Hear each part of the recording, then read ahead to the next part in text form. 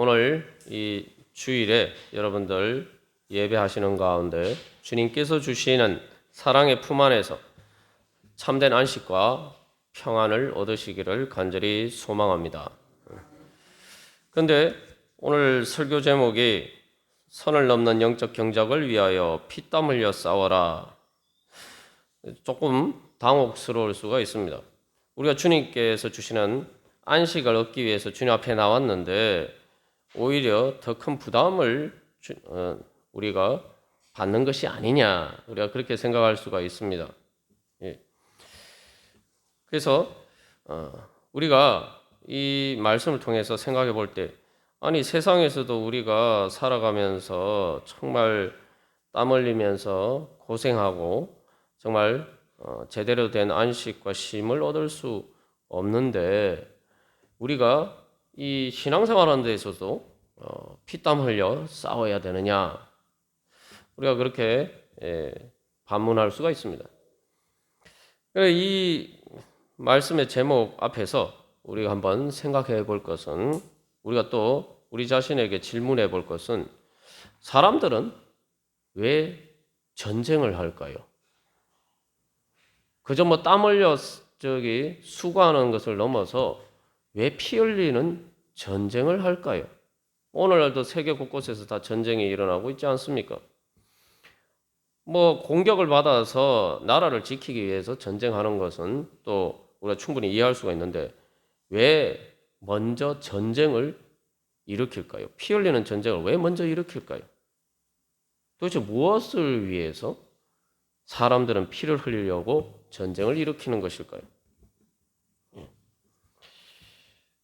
이런 좀 어떤 큰 범위에서 우리가 또 이런 질문을 해볼 수가 있습니다만, 오늘 특별히 히브리서 12장 말씀과 관련해서 우리가 또 질문해 볼 것은, 아니 아이를 교육하는 데 있어서 굳이 그렇게 꾸짖고 심지어 채찍질까지 해야 되느냐.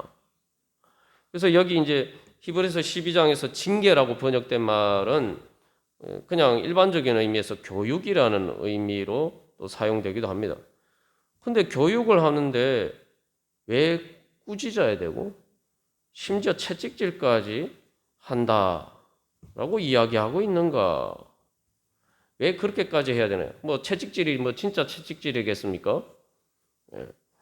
이제 사실 아이들이 뭐 위험한 것에, 예를 들면 뜨거운 것에 손을 닿으면은 손이 되잖아요. 그런데 갑자기 손을 그 뜨거운 것에 모르고 이렇게 대려고 하면은 부모가 어떻게 해야 됩니까? 조용히 차분하게, 애야 그거 만지면 안 된다, 이렇게 하다가 벌써 애가 손이 뜨거운 데 닿아가지고 손이 화상을 입어서 울고불고 난리가 나요. 그런데 거기에서 그런 식으로 이야기하면 안 되죠. 보통 부모들은 어떻게 해요? 다급하니까 소리를 지르면서 그 아이가 거기에 손을 못 대도록 그 손을 붙잡고 강제적으로 손을 떼죠. 그게 일종의 채찍질이죠. 근데 여기서 또 우리가 질문해 볼 것은, 아니 그게 아이의 유익을 위해서, 오늘 히브리서 12장 말씀에서도 분명히 12장 10절에서 오직 하나님은 우리의 유익을 위하여서 하신다라고 했는데, 아니 자기 유익을 위해서 하는데 왜 그거를 그냥 말하면 들어야지 왜 꾸짖어야 되고 왜 그걸 채찍질까지 해야 됩니까? 뭐 저도 이렇게 이 성장 과정에서 그런 일을 겪었고, 가만 생각해 보면 우리가 뭐 흔히 우리가 자녀를 양육하는데 교육의 과정에서 흔히 일어나는 일입니다만, 그 왜 그럴 겁니까? 왜 그렇습니까? 도대체 왜 그렇게 해야 되는 거죠? 그래서 이제 오늘 또한 민수기 말씀과 관련해서 우리가 또 질문해 볼 필요가 있습니다. 아니 이스라엘 백성들은 하나님이 젖과 꿀이 흐르는 가나안 땅을 주시려고 가나안 땅을 건너가서 얻으라, 싸워서 이겨서 그것을 정복해서 너희들이 그것을 차지해라 라고 말씀하셨는데, 왜 이스라엘 백성들은 그 가나안 땅을 향해서 나가기를 거부했을까요? 그 이스라엘 백성들은 여호수아 이제 3장에 나오는 것처럼 그 요단강이라는 선을 넘어서 가나안 땅에 들어가기까지 왜 40년이나 시간이 소요가 되었을까요? 광야에서 하는 것보다 적과 꿀이 흐르는 가나안 땅에서 사는 것이 뭐 살 보면은 비교가 안 되게 좋은 거 아닙니까? 하나님 그 좋은 것을 주시려고 하는데 왜 그것을 거부하고 그 요단강이라는 선을 넘지 못했을까요? 그러니까 우리가 이런 질문들 가운데에서 왜 우리의 영적인 성장을 방해하는 결정적인 장애물이 뭔지를 알고 우리가 그 장애물들을 제거해야 됩니다. 그래서 오늘 히브리서 12장 13절 말을 쓰면서 너희 발을 위하여 곧은 길을 만들어라 라고 이야기하는데, 이 곧은 길이라는 이 말씀의 의미는 길이 꼬불꼬불하고 쉽게 말하면 요즘식으로 하면 이제 비포장 도로가 되어 있으면은 길이 차가 제대로 달릴 수가 없잖아요. 그러니까 요즘식으로 비유를 하면은 차가 제대로 빨리 잘 달릴 수 있도록 길을 고속도로 만들면 그렇지 않습니까? 꼬불꼬불하게 여기 산을 넘지 않고 터널을 뚫어서 직선으로 내죠. 그런 것처럼, 그리고 또 포장을 하잖아요. 그래야 빨리 잘 다닐 수가 있잖아요. 그래서 한마디로 말하면은 우리가 영적인 성장을 위해서 가는 길의 장애물들을 그렇게 제거하라는 거예요. 장애물들을 제거하고 곧은 길을 만들어서, 말 그대로 고속도로와 같은 좋은 길을 만들어서 그렇게 가도록 하라는 거죠. 그러면은, 우리가 또 질문해 볼 것은, 그냥 하나님이 길을 닦아주시고 우리가 가면 되지, 왜 우리가 곧은 길을 만들어야 되냐, 또 이렇게 생각해 볼 수 있습니다. 그럼 다시 이걸 질문을, 앞에 우리가 이제 세 가지 경우의 예를 들어 보았습니다만, 크게 비춰보면은, 부모가 자녀가 잘 되기 위해서, 자녀 유익을 위해서 말하면은 그냥 바로 듣고 순종하고 따르면은 고속도로 가는 거 아닙니까? 그런데 왜 그걸 가지고 부모하고 다툽니까? 말을 안 듣고. 그래서 꼭 부모가 꾸짖어야 채찍질 해야 되고. 그러면 길이 바로 가는 게 아니고, 곧은 길이 아니고, 그냥 어차피 갈 길인데, 부모가 교육하지 않아도 자기가 원래 가야 될 길이에요. 자기가 원래 가야 될 길인데, 왜 그렇게 다투면서 말을 안 듣고 불순종하면서 꼬불꼬불 길을 돌아갑니까? 여기에서 그 곧은 길을 만드는 것은 부모에게 문제가 있는 게 아니죠. 자녀에게 문제가 있는 거예요. 자기 스스로 길을 꼬불꼬불하게 굽어서 일부러 멀고 험한 길을 만들어서 간다 이 말이죠. 이스라엘 백성들 그렇잖아요. 하나님 원래 40년 광야 생활 40년 하도록 하나님 예정하지 않으셨어요. 하나님은 바로 사실은 그 2년 광야에서 성막을 짓고 여러 가지 모든 준비들을 한 다음에 길어야 2년 그 여정을 거쳐서 바로 들어가도록 되어 있었단 말이죠. 그런데 왜 그거를 40년을 만들어서 길을 복잡하게 만듭니까? 그리고 사람들도 마찬가지예요. 도대체 전쟁 안 하면은 나라가 망합니까? 왜 꼭 전쟁을 해서 그렇게 파괴하고 서로가 서로를 죽이는 그런 일들을 꼭 해야 되는 겁니까? 그게 꼭 해야 되는 건가요? 그 침략하는 전쟁을 꼭 해야 되는 겁니까? 이 문제는 여기서 그래서 영적 성장에서도 마찬가지입니다. 이 장애물을 하나님이 만드신 것도 아니고 세상이 만들어진 것도 아니고 내 안에 있는 장애물이 근본적인 문제예요. 내가 만든 장애물이. 내가 꼬불꼬불하게 그냥 곧은 길을 바로 이렇게 가나안 땅 하나님 주시는 그 선을 넘어서 성장해서 하나님이 주시는 은혜를 향해서 바로 가면 되는데, 순종하고 가면 되는데 그걸 불순종하면서 일을 복잡하게 만든다 이 말이죠. 그러면은 도대체 우리로 하여금 그렇게 바로 하나님의 은혜의 지경을 향해서 나아가지 못하게 만드는 영적 성장의 장애물이 뭐냐? 우리가 이것을 말씀을 통해서 살펴보고 우리 안에 그 장애물들을 제거할 때 이 추석 명절 하나님이 주시는 풍성한 열매들이 있는 것처럼 또한 우리의 삶에도 더 풍성한 하나님의 은혜의 열매가 맺힐 줄 못 믿습니다. 그래서 이제 문제는 우리 안에 이 장애물이 있기 때문에 땀 흘려야 되고 때로는 피까지 흘려야 되는 문제가 있다 이 말이죠. 남이 땀 흘리게 만드는 게 아니고 남이 나를 공격해서 피 흘리게 만드는 게 아니에요. 내 안에 있는 문제가 때문에 내가 땀 흘려야 되고 피 흘려서 영적 경장을 해야 됩니다. 그래서 우리가 흔히 뭐 땀 흘리지 않으면 먹을 수 없다 이렇게 이야기합니다만 성장 자체는 원래 그 기존의 한계를 뛰어넘는 것이지만 그 자체는 즐거운 일이에요. 기쁘고 즐거운 일이에요. 꼭 이렇게 성장하고는 것 자체가 고통스러워야만 되는 문제가 아니란 말이죠. 한마디로 말하면은 영적인 경작도 반드시 뭐 고통스럽게 땀을 흘리고 고생하고 심지어 피까지 흘려야지 영적 경작을 할 수 있는 게 원래 아니란 말이죠. 예? 기쁘게 즐겁게 즐기면서 할 수가 있는 겁니다. 예. 그래서 이제 에덴 동산에서도 보면은 에덴 동산 기쁨의 동산인데 에덴 동산에서도 경작이 있죠. 분명히 그 성경 말씀을 보면은 인간이 타락하기 이전에 창세기 2장 15절에 여호와 하나님이 그 사람을 일으켜 에덴 동산에 두어 그것을 경작하며 지키게 하시고 그 에덴 동산에서도 경작하는 일은 원래 있었어요. 그 에덴 동산에서 영적인 성장을 위한 경작은 여전히 존재했단 말이죠. 그럼 천국에 가면은 경작 안 해도 될까요? 쉽게 말하면 천국에 가면은 영적인 성장이 없을까요? 아닙니다. 천국에 가서도 우리가 계속 영적으로 성장해야 돼요. 그러니까 이게 성장이나 경작 자체가 우리에게 꼭 고통스러운 고생을 동반하는 것은 아닙니다. 그러니까 우리가 이걸 이제 먼저 분명하게 알아야 됩니다. 그런데 문제는 인간이 타락하면서 이게 단순히 선을 넘는 일이 아니라 우리가 자신이 넘기에 어려운, 단순히 넘기 어려운 것뿐만 아니라 넘을 수 없는 장애물이 생겨버렸다 이 말이죠. 그래서 에덴 동산에는 없는 그 장벽이 우리를 가로막고 있고 또 그 장애물이 있습니다.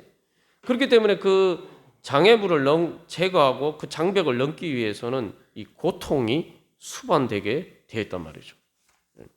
그게 이제 인간의 타락 이후에 저주받은 현실입니다. 그 저주를 사실 하나님이 주신 게 아니라 인간이 스스로 자초한 거예요. 그래서 이제 인간의 타락 이후에 하나님께서 말씀하시기를 아담에게 땅이 아담을 통해서 저주를 받았다. 여기서 중요한 것은 땅이 문제가 아니에요. 하나님이 문제가 아니에요. 땅은 너로 말미암아 저주를 받았다. 아담 때문에 저주를 받았어요. 내 마음에 우리의 모든 장애물은 근본적으로는 인간의 죄 때문이에요. 스스로 자초한 겁니다. 그러니까 이제 하나님 말씀하시기를 땅이 저주를 받아서 가시덤불과 엉겅퀴가 난단 말이죠. 에덴 동산은 그냥 가만 내버려두면은 이렇게 곡식을 씨를 심으면은 예를 들면 그게 그냥 자연스럽게 잘 가꾸면 잘 자라는데 이제 저 땅이 저주를 받아서 가시덤불과 엉겅퀴를 낸단 말이죠. 그러니까 그것들을 이제는 제거를 해야 된단 말이죠. 단순히 곡식을 심으면 심고 가꾸면은 곡식이 자라는 게 아니라 곡식을 제대로 자라지 못하도록 하는 가시덤불과 엉겅퀴를 제거를 해야 돼요. 근데 여러분 가시덤불과 엉겅퀴라는 게 다 찌르는 거거든요. 그러니까 단순히 땀을 흘릴 뿐만 아니라 그것을 이렇게 제거하려고 하다 보면은 사실은 찔리니까 아프죠. 그리고 때로는 피도 납니다. 말 그대로 이게 고통을 수반하는 것이 된단 말이죠. 그래서 창세기 3장 19절에서 너는 흙으로 돌아갈 때까지 얼굴에 땀을 흘려야 먹을 것이다. 근데 이게 땀이 그냥 단순한 땀이 아니에요. 운동하면서 흘리는 그 정도 땀이 아닙니다. 3장 17절에 내 평생에 수고해야 그 소산을 먹으리라. 근데 수고라는 말은 단순히 수고한다 이런 말이 아니에요. 이거는 고통을 수반하는 노동이에요. 단순히 일하는 게 아니고 고통을 수반하는. 마치 강제 노동할 때에 채찍질 맞아가면서 그렇게 노예처럼 일하는 것처럼 마치 이스라엘 백성들이 이제 애굽에서 그랬죠. 그런 그 수고를 이야기해요. 이건 말 그대로 고통을 수반하는데 그렇기 때문에 채찍질 맞으면은 피도 나는 거죠. 단순히 내가 열심히 일해가지고 땀만 흘리는 게 아니라 채찍질 맞아가 피까지 흘려야 돼요. 예. 이게 이제 인간의 삶의 현실이란 말이죠. 그래서 이 타락 이전에 에덴 동산과 달리 이 저주받은 이 땅에서는 인간의 죄와 죽음의 그림자 때문에 우리가 땀을 흘리고 찔리고 또한 피 흘릴 수밖에 없는 그런 상황에 처해 있다는 말이죠. 문제는 그래서 단순히 이러한 것들을 통해서 그래봐야 기껏 얻는 게 육신 평생에 사는 것뿐이에요. 영생의 열매는 얻지 못한단 말이에요. 그렇게 땀을 흘리고 때론 피를 흘려도 영생의 열매는 얻지 못한다는 거예요. 에덴 동산에서 먹었던 생명나무의 열매는 먹지 못한다는 거예요. 뭐 좀 우울한 이야기도 수도 있지만 이게 우리의 삶의 사실 현실이죠. 뭐 인생을 살아보면 다 공감하는 이야기 아닙니까? 그래서 우리가 이 에덴 동산과 인간의 타락이 에덴 동산 이후의 결정적인 차이를 발견할 수가 있습니다. 그래서 하나님이 에덴 동산에서는 경작하며 지키게 하시고, 경작하는데 그 경작이라는 게 사실은 지키는 거예요. 원래 하나님이 주신 것을 잘 지키기만 하면 되는 거예요. 그런데 인간의 타락 이후에 우리는 우리가 하는 경작은 단순히 우리가 가진 것을 지키는 게 아니라 내가 가지지 못한 것을 얻어야 되는 거예요. 내가 가진 것을 지키는 게 수준이 아닙니다. 다시 말하면 우리가 죄와 사망의 권세에게 빼앗긴 것을 다시 우리가 탈환해 와야 돼요. 다시 싸워서 그것을 빼앗아 와야 돼요. 여러분 한번 생각해 보시면 성을 지키는 게 어렵겠습니까? 빼앗긴 성을 다시 되찾는 게 어렵겠습니까? 에덴 동산에서 하는 일은 경작은 성을 지키는 것과 같은 거예요. 근데 그 성이 워낙 하나님이 지켜주시기 때문에 하나님의 말씀만 잘 지키면 별 문제가 없는 거예요. 하나님의 보호 울타리가 있는 곳이죠. 근데 그 보호 울타리를 인간 스스로 벌써 던져버렸단 말이에요. 이제 그것을 하나님 주신 그 은혜를 다 잃어버렸어요. 이제 그것을 다시 탈환해야 돼요. 성을 탈환해야 돼요. 원래 공승전은 어렵습니다. 뭐 오죽했으면은 예전에 우리나라 역사에서도 뭐 고구려를 침략한 당나라 당태종 이재민이 안시성 그 작은 성 40일 동안 공격해서 결국은 그 성을 못 무너뜨려서 수치스럽게 패배해서 그래서 쫓겨서 결국은 돌아가 버리고 말았죠. 성을 빼앗는 게 그렇게 어려운 거예요. 이제 우리의 문제가 그렇게 된 거예요. 원래 이제 성장이라는 것 자체가 사실은 우리가 지난번에 이제 노아 가정 침해와 관련해서 살펴본 것처럼 처음 하는 것은 다 어려워요. 처음 하는 것은 다 장애물입니다. 내가 한 번도 해보지 않은 것, 내가 익숙하지 않은 것, 내가 한 번도 가보지 않은 길을 가는 것은 항상 두렵고 부담스럽습니다. 그래서 뭐 심지어 내가 해보지 않은 것도 그럴 뿐만 아니라 내가 해본 것도 안 하다가 다시 하려면 어려워요.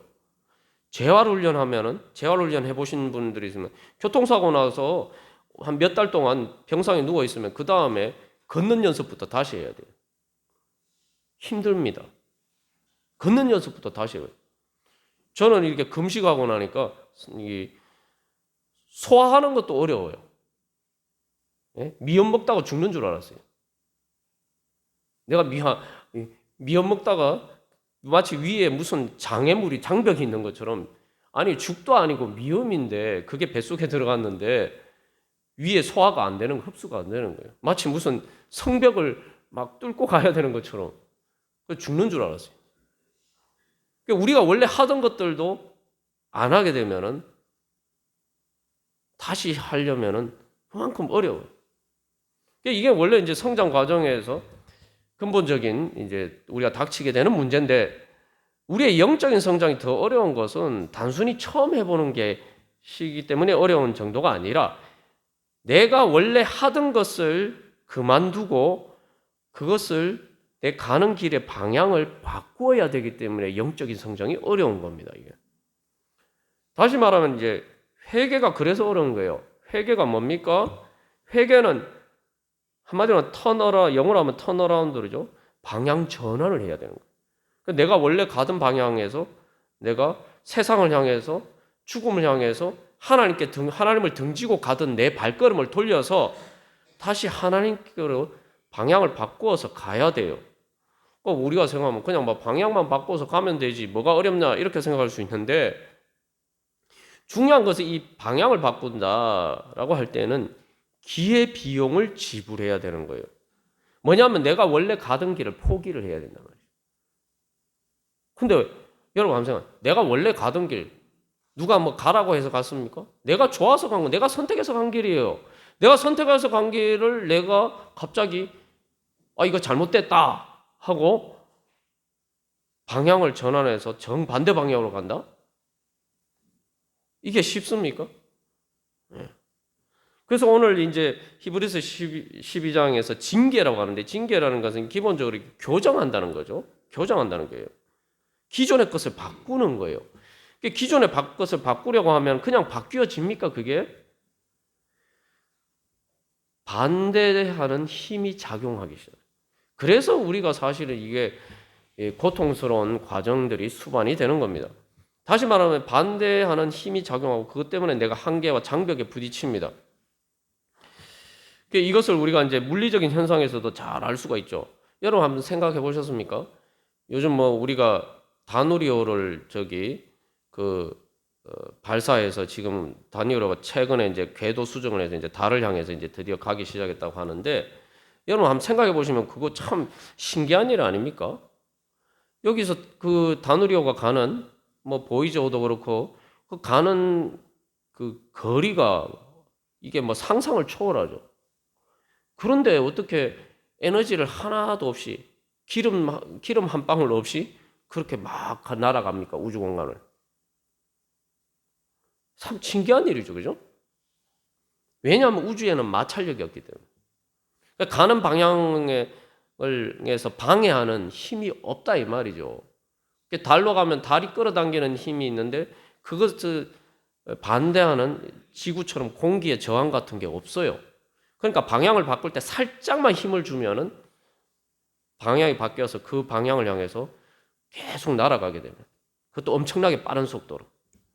그런데 이 땅에서는 지구에서는 그렇지 않아요. 지구에서는 공기 마찰력이 있기 때문에 작은 거리를 가도 여러분 뭐 운전해 보면 알지만 엑셀을 밟아서 기름을 통해서 이렇게 계속 힘을 줘야 돼요. 에너지를 소모를 해야 돼요. 이게 바로 인간의 타락 이후에 생기는 문제입니다. 영적인 성장에 그런 문제가 있어요. 그냥 한번 힘을 딱 주면은 가는 게 아니에요. 계속 원래 내가 가던 길이 있단 말이죠. 그래서 그 반대로 힘이 계속 작용하고 있어요. 이스라엘 백성들도 마찬가지. 이스라엘 백성들도 원래 가나안 땅에 가고 싶었죠. 가고 싶었으니까 모세가 인도한 대로 따라갔을 거 아닙니까? 따라갔는데 왜 거기서 안 간다 그러고 다시 거꾸로 우리는 애굽으로 돌아가자 이렇게 얘기합니까? 그만큼 하나님이 가나안 땅으로 인도하시는 그것을 따라가는 힘보다 그들 안에 그들이 원래 살던 애굽의 노예 생활을 했는데도 불구하고 그 애굽으로 돌아가고자 하는 힘이 그들 안에 더 강하게 작용했다는 거예요. 그래서 가나안 땅으로 가고자 하는 힘과 믿음의 힘과 애굽으로 돌아가는 세상으로 다시 그들의 죄의 종로로 사망의 권세의 종로로 닫은 그 애굽으로 바로의 밑으로서 종살이하던 그곳으로 돌아가고자 하는 힘, 이 두 가지 힘이 서로 이렇게 부딪히는데 결국 그들에서 결정난 것은 가데스 바네아에서 그들의 영혼에 있어서는 하나님을 따라가는 힘보다 바로에게 돌아가고자 하는 힘이 더 강했다는 거예요. 그래서 결국은 그들은 하나님을 따라가지 않았어요. 그래서 이게 이제 운전을 할 때도 그렇지만 이게 계속 막 엑셀 한번 밟으면 차가 우주 공간에서는 그냥 계속 갈 거예요. 그러나 지상에서는 도로를 달릴 때는 계속 엑셀을 밟아야 돼요. 다시 말하면 계속 힘을 줘야 돼요. 그래서 그 반대로 작용하는 힘을 이길 만큼 힘을 줘야 돼요. 이게 자연의 원리. 그 영적인 원리도 마찬가지입니다. 계속 힘을 줘야 되니까 힘이 들죠. 근데 중요한 것은 힘을 주면 줄수록 반대되는 힘이 계속 작용하고 있으면은 점점 힘들어요. 그래서 단순히 처음에 힘을 주는, 쉽게 말하면 두 힘이 충돌하죠. 그래서 내가 가려고 하는 방향과 반대로 작용하는 그, 쉽게 말하면 내 발목을 붙잡는 그것을 이기고 정복하고 이겨야 돼요. 그 이기려면은 그 내 발목을 붙잡는, 내가 가려고 하는 곳으로 못 가게 하는 그 힘이 그냥 가만 놔둡니까? 아니죠. 내가 그 힘 안에 있을 때는 가만 내버려둬요. 굳이 발목 잡을 이유가 없잖아요. 그죠? 예. 그러니까 내가 예수 안 믿을 때는 마귀도 가만 놔둡니다. 그래, 뭐 어차피 니는 한평생 잘 살아도 결국은 니는 너는 내 따라갈 테니까, 내 종이 될 테니까 네 마음대로 한번 잘 살아봐라. 그 괴테 파우스트에 보면은 파우스트가 메피스토펠레스하고 라는 악마와 거래를 했을 때 그러죠. 네 잘 되게 해줄게. 대신에 마지막에 네 영혼은 내가 어차피 가져갈 거니까 나 신경 안 써. 네 마음대로 잘 한번 살아봐. 어차피 마귀의 영향력 안에 있으니까 간섭할 필요가 없는 거예요. 가만 내버려둬요. 그런데 이 마귀의 영향력에서 벗어나려고 하면은 마귀가 가만히 있습니까? 발목 잡기 시작하는 거죠. 그리고 진짜 마귀의 영향에서 결정적으로 벗어나는 순간이 오면은 마귀는 필사적으로, 마귀도 자기 말 그대로 죽을 힘을 다해서 그 영향력을 못 벗어나도록 붙잡는 거죠. 그래서 여러분, 북한하고 남한하고 어디에 군인들이 제일 많이 배치되어 있습니까? 휴전선에 제일 많이 배치가 되어 있지 않습니까? 휴전선 이 남쪽으로는 북쪽으로 넘지 못하도록, 그죠? 그 이제 그걸 다른 말로 하면 마귀의 최후의 발악이 원래 더 심해요. 그래서 우리가 생각하면 예수 안 믿을 땐 괜찮아. 왜 예수 믿고 나니까 막 환란이 닥치냐? 왜 어려운 일이 닥치냐? 그거 당연한 겁니다.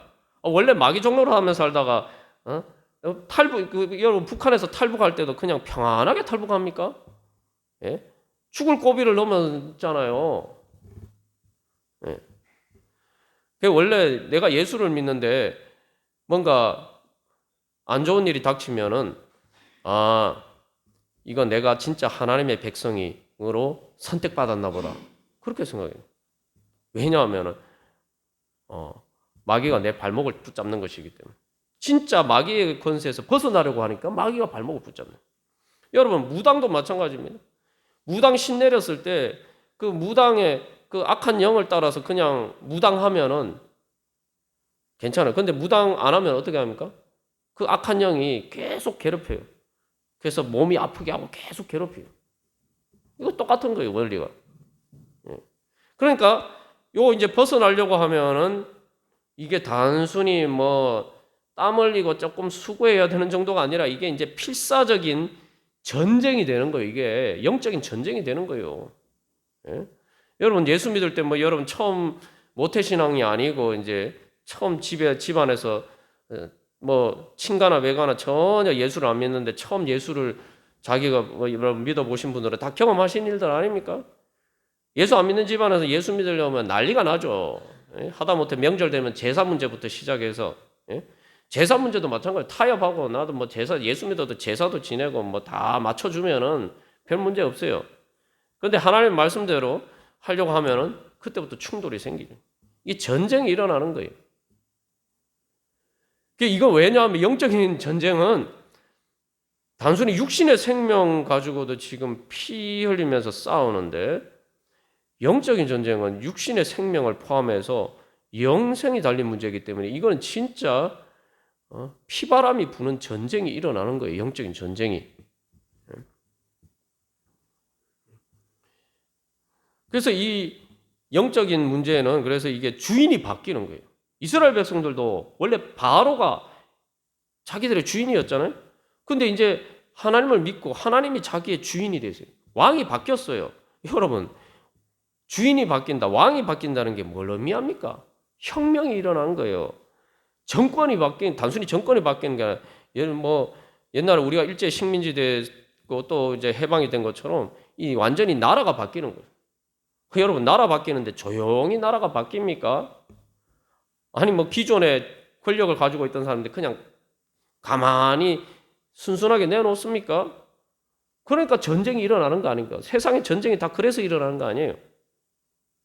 그게 이제 나를 지배하고 있던 영적인 전쟁은 나를 지배하고 있던 죄와 사망의 기득권 세력들이 나를 가만 내버려 두지 않죠. 그게 저주예요. 그게 저주. 근데 뭐 그걸 우리가 이길 수 있겠습니까? 내 힘으로 불가능합니다.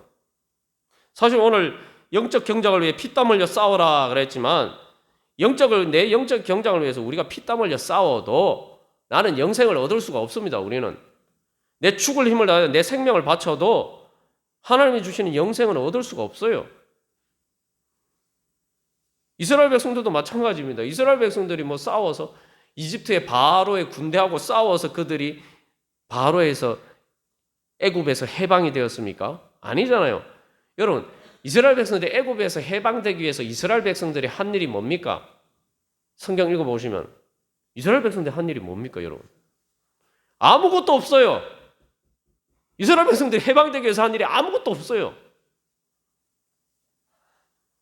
그런데 바로의 군대가 홍해에서 다 수장돼서 전멸했죠. 그건 누가 하셨어요? 하나님이 하셨어요. 그러니까 내 힘으로는 원래 안 되는 거예요, 이게. 여러분, 노예가 자기 스스로 해방될 수 있습니까?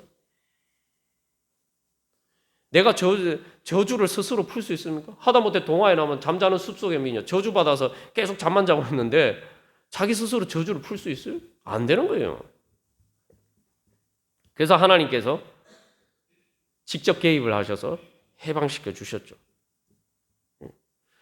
그런데도 하나님이 개입하셨는데도 바로가 가만 안 있죠. 그래서 이제 가라 이렇게 얘기로 계속 10번이나 바꾸고 마지막에 자기 장자가 죽는 그런 비극이 그런 심판을 받았음에도 불구하고 또 마음이 바뀌어서 이스라엘 백성들 막 탈출했는데 끝까지 따라가서 다시 잡아오려고 하죠. 이거 무섭습니다, 이게.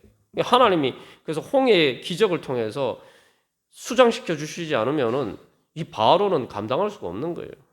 이스라엘 백성은 그냥 속수무책인 거예요. 그러나 하나님께서 홍해라는 선을 넘도록 이스라엘 백성을 인도해 주셨어요. 그 이제 바로는 더 이상 이스라엘 백성을 쫓아올 수가 없어요. 홍해라는 선이 있기 때문에 그 선을 넘을 수가 없어요. 그래서 사실은 선을 넘는 영적인 경작이라는 건 원래 예수님이 해주신 거예요. 예수님이 십자가를 지시고 내가 해방될 수 없는데 예수님이 십자가를 해서 피 흘리시기까지 단순히 뭐 땀과 눈물 정도가 아니라 우리를 위해서 피 흘리시기까지 우리를 위해 싸우셨어요. 그래서 예수님이 십자가 달려 돌아가신 거예요. 그러나 예수님은 부활하셨어요. 예수님이 피 흘리기까지 자기 목숨까지 바쳐서 싸우셨어요. 우리를 위해서 우리를 구원하시기 위해서 자기 생명까지 아끼지 않고 목숨까지 아까워하지 않으시고 우리를 위해 싸워주셨어요. 그래서 결국 부활의 승리로 이기셨어요. 그래서 이제 우리가 예수를 믿고 세례를 받으면 홍해를 건넌 거죠. 건넜죠? 홍해를 건넜으면 이 경계선은 다시 마귀가 넘어올 수 없는 경계선을 넘어왔어요. 예수님이 우리를 위해서 싸워주셨기 때문에. 그게 이제 사실은 예수님의 십자가의 죽음과 부활의 경계선이죠. 마귀가 예수님이 십자가에 달려 죽으시기 전까지는 예수님에게 그렇게 괴롭힐 수 있지만 예수님이 죽으시고 난 다음에 부활하시고 난 다음에는 더 이상 마귀가 예수님을 손도 댈 수가 없는 상황이 되어버려요. 우리도 마찬가지입니다. 우리가 예수를 믿으면 그렇게 되는 거예요.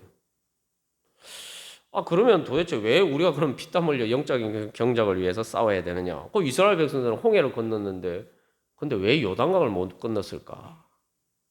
아니 여러분 이거 한번 생각해보면 가만 생각해보면 참 이상한 일이죠. 여러분 홍해는 바다예요. 아니 바다가 갈라져서 그 갈라진 바다를 걷는 사람들이 요단강 강인데 왜 그걸 못 건너서 40년 동안 그러다가 결국 광야에서 다 죽었을 거예요. 요단강 사실 이제 우리가 이제 요단강 실제로 보면은 요단강 탄천보다 크지 않습니다. 요 옆에 있는 탄천보다 크지 않아요. 근데 이제 이 여호수아에 나오는 그 말씀대로 이게 봄이 되면은 저기 북쪽에서 요단강 상류에서 이제 눈이 녹아서 홍수가 나요. 그래서 그 이제 탄천도 그렇잖아요. 탄천 정도라도 여름에 뭐 폭우가 와서 이제 범람하게 되면은 이제 건너기 어려운 강이 되죠. 근데 이스라엘 백성이 요단강을 건널 때는 그런 때였단 말이죠. 근데 어쨌든 중요한 것은 여기서 중요한 것은 아니 요단강을 건넌 사람, 홍해를 건넌 사람들이 왜 요단강을 못 건넜을까? 바로 자기 안에 있는 장애물이에요. 바로는 더 이상 힘을 미치지 못하는데 여러분 바로는 더 이상 쫓아오지도 못해요. 광야에 이미 들어섰기 때문에 홍해 건넜기 때문에. 근데 이스라엘 백성들이 민수기 말씀에서 뭐라고 얘기합니까? 야 우리가 한 지휘관을 세우고 애굽으로 돌아가자. 이 도대체 이게 뭡니까 이게 도대체? 한 지휘관을 세우고 애굽으로 돌아가자. 그러니까 이게 뭡니까? 이스라엘 백성들은 여전히 그들의 주인은 바로였던 거예요. 이게 영적인 성장의 장애물이에요. 그들이 하나님을 주님으로 섬기는 것 같았지만 여전히 그들의 주인은 결정적인 순간에서 그들의 생각과 감정과 의지와 삶을 결정하는 주인은 하나님이 아니라 바로였다는 말이죠. 바로는 실질적으로 현실적으로 아무런 영향을 미치지 않는데 영향을 미치지도 못하는데 자기들 스스로 자기들 영적으로는 아직도 바로의 종으로 살고 있다 이 말이에요. 그러니까 우리도 마찬가지예요. 그래서 성화가 필요한 거예요. 그 성화가 뭐냐? 하나님 예수 그리스도를 통해서 죄와 사망의 권세에서 우리를 해방시켜 주셨어요. 죄와 사망의 권세 해방시켜 주셨는데 여전히 우리는 죄와 사망의 종로로 타면서 살던 그 습성대로 계속 살려고 한다 이 말이에요. 하나님이 해방 안 시켜준 게 아니에요. 내가 스스로 그것을 따르는 장애물이 내 안에 있단 말이에요. 그것을 제거하기 위해서 이제 성화의 과정이 필요하고 이스라엘 백성은 광야의 그 여정을 통해서 사실은 바로 그것을 그 장애물을 제거했어야 한단 말이죠. 근데 그 장애물을 제거하지 못했기 때문에 자기 안에 있는 장애물을 제거하지 못했기 때문에 자기 스스로 올무가 되어서 결국 하나님이 주신 은혜의 땅을 못 들어갔다. 그래서 이게 영적인 성장, 영적인 경작이라는 게 바로 그겁니다. 사실 어떻게 보면 상당히 부담스러울 수도 있지만 이 원리를 알고 나면은 진짜 제일 쉬운 게 영적인 성장입니다. 세상에 제일 쉬운 게 영적인 성장이에요. 여러분, 세상에서 여러분이 땀 흘리고 그렇게 해서 돈을 얼마나 법니까? 근데 우리가 땀 흘린다고 여러분 천국 갈 티켓 살 수 있겠습니까? 그러나 영적인 성장은 내가 믿음만 있으면 쉽게 말하면 내 안에 장애물 오늘 히브리서 말씀처럼 고든 길을 만들어 너희 발을 위해 고든 길을 만들어 내 마음에 있는 장애물 내가 믿지 못하는 그 불신의 장애물을 제거하고 내 마음만 바꾸면은 되는 거예요. 그 내 마음을 못 바꿔서 이게 문제가 되는 거예요. 내 마음 바꾸기가 그렇게 어려워서 이게 이제 피땀 흘려서 싸워야 되는 문제들이 발생한단 말이에요. 아이들도 마찬가지예요. 아니 부모님이 저기 뜨거운데 그 손 대지 마라. 손 안 대는 그만 아닙니까, 그죠? 저거 손 궁금한데 나도 한번 손을 한번 대봐야겠다. 이 마음만 바꾸면은 세상이 평화로운 거 아닙니까? 근데 그 마음을 안 바꾸니까 난리가 나는 거죠. 우리가 그래요. 하나님 아버지 보시기에 우리가 그래요. 그래서 여러분 선을 하는 영적 경쟁을 해서 피땀 흘려 싸워야 되는 것은 어려운 문제지만 내가 믿음이 없으면 피땀 흘려 싸워야 되는 문제지만 믿음이 있으면은 즐겁게 가볍게 넘을 수 있는 문제라 이 말이죠.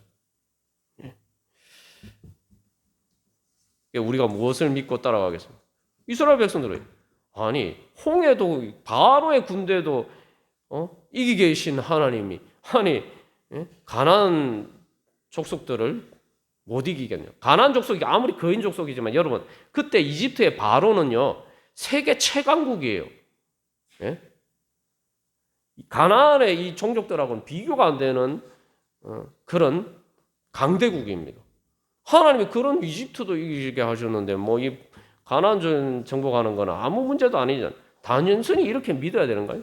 예수님이 부활하시고 죄와 사망의 권세를 이기셨는데 아니 내가 이기지 못할 게 뭐냐? 예수님을 믿어야 돼. 예수님을 믿으면 세상에 쉬운 게 영적인 성장이에요. 하루아침에도 막 쑥쑥쑥쑥 자랄 수 있어요. 여러분 세상 이런 거 안 그렇습니다. 식물 자라는 것도 그렇게 안 돼요. 그러나 영적인 성장 믿음만 있으면 하룻밤에도 막 장성하게 풍한불량으로 자랄 수 있어요. 그러나 믿음이 없으면 몇십 년을 교회를 다녀도 안 되는 거예요. 우리 다시 한번 주님 앞에 결단하면서 그래서 우리 오늘 이 한 주간 기도문 오늘 우리 교독하면서 읽고 우리 같이 기도하겠습니다. 1번 먼저 제가 읽겠습니다. 그리스도와 함께 십자가에 못 박힌 옛자를 부인하고 예수님을 제 자신처럼 사랑하고 따르게 하소서.